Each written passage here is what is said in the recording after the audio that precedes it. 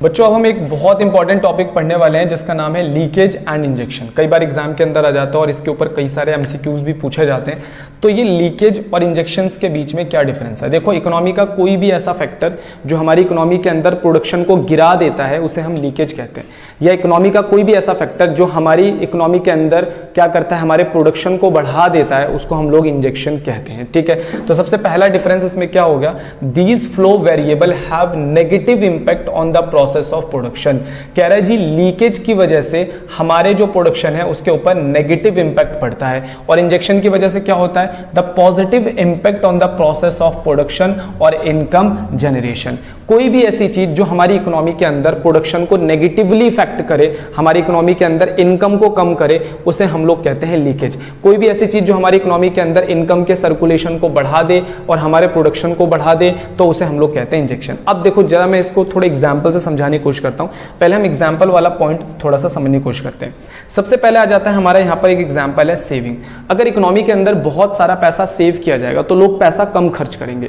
अब जब लोग पैसा कम खर्च करेंगे तो शॉप के ऊपर बिकने वाला जो सामान है उसकी बिक्री कम हो जाएगी। जब सामान की बिक्री कम होगी तो इसका मतलब प्रोडक्शन क्या होने लगेगा, प्रोडक्शन फैक्ट्री कारखानों के अंदर जो प्रोडक्शन होगा वो गिरने लगेगा। इससे पता चलता है कि अगर लोग सेविंग ज्यादा करने लगेंगे तो फैक्ट्री कारखाने और कंपनियों का सामान कम बिकेगा और जिससे प्रोडक्शन गिरने लग जाएगा। अगला, इसी तरीके से अगर सरकार ज्यादा टैक्स ले लेती है तो लोगों का बहुत सारा पैसा सरकार के कंट्रोल में आ जाता है, जिससे लोगों की परचेजिंग पावर डाउन होती है। लोग गुड्स एंड सर्विसेज को कम खरीदते हैं, जिससे गुड्स एंड सर्विसेज का प्रोडक्शन नेगेटिवली इफेक्ट होता है। अच्छा, इसके बाद एक पॉइंट है हमारा इंपोर्ट्स। बच्चों याद करो कि अगर कोई सामान हमारे देश में बनता है और अचानक हम उस सामान को देश के बाहर से मंगाने लग जाए तो हमारा प्रोडक्शन क्या होगा, ऑटोमेटिकली गिरेगा हमारे देश का प्रोडक्शन, क्योंकि जो सामान हमारे देश की फैक्ट्री कारखानों में बन रहा था अब वो सामान हम बाहर से इंपोर्ट करने लग गए।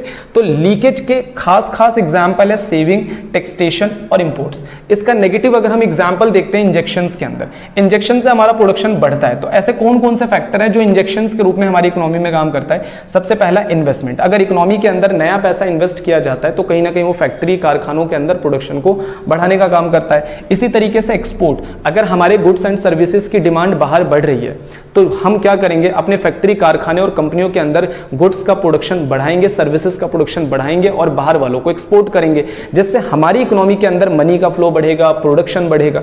तो एक्सपोर्ट से हमारी इकोनॉमी के अंदर इंजेक्शन पैदा होता है। अच्छा, इसके अलावा कंजम्पशन एक्सपेंडिचर, अगर अचानक लोगों का खर्चा बढ़ेगा तो इकोनॉमी के अंदर गुड्स एंड सर्विसेज का प्रोडक्शन भी बढ़ेगा, जो कि इंजेक्शंस के रूप में इकोनॉमी में काम करता है। दो बातें मैंने आपको बता दी। अच्छा, इसके अलावा these are the withdrawal of the circular flow of income. इससे सर्कुलर फ्लो ऑफ इनकम का विड्रॉल होता है, यानी इसके अंदर से पैसा निकलता है। लीकेज से इकोनॉमी से पैसा निकलता है, जबकि इंजेक्शंस के अंदर क्या होता है, सर्कुलर फ्लो ऑफ इनकम का एडिशन होता है, यानी सर्कुलर फ्लो ऑफ इनकम बढ़ता है, यानी पैसा इकोनॉमी में बढ़ जाता है। इफेक्ट ऑफ लीकेज, लीकेज का इफेक्ट क्या होता है, reduce the flow of income. Leakage से इकोनॉमी में प्रोडक्शन गिरता है, जिससे इनकम गिरने लग जाता है। लीकेज रिड्यूस द डिमांड, और इससे गुड्स एंड सर्विसेज का डिमांड भी कम होता है। इसका अगर अपोजिट आप इधर देखोगे तो इसमें प्रोडक्शन बढ़ता है और गुड्स एंड सर्विसेज का डिमांड भी बढ़ने लग जाता है। बहुत ही इंपॉर्टेंट टॉपिक था लीकेज और इंजेक्शन के बीच में क्या डिफरेंस होता है।